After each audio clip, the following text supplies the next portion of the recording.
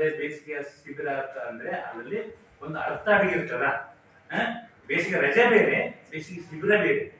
ಬೇಸಿಗೆ ರಜೆ ಅಂದ್ರೆ ಏನ್ ಮಾಡ್ತೀರಿ ನೀವು?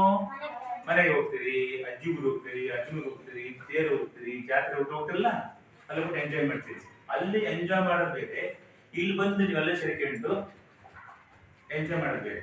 ನನ್ನೊಂದು ಪ್ರಶ್ನೆ, ಈಗ ನೀವು ಕ್ಲಾಸಿಗೆ ಬರ್ತಿರಲ್ಲ, ಡೈಲಿ ಕ್ಲಾಸಿಗೆ ಬರ್ತಿರಲ್ಲ, ಆ ಕ್ಲಾಸ್ನಲ್ಲಿ ಕಲಿಯುವ ಒಂದು ಖುಷಿಗೂ ಇಲ್ಲಿ ಈ ಕಲಿತಕ್ಕಂಥ ಖುಷಿಗೂ ಯಾರು ವ್ಯತ್ಯಾಸ ಇದೆಯಾ?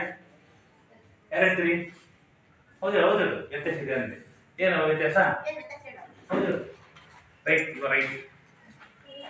ಎದ್ದೆ ಎದ್ದೆ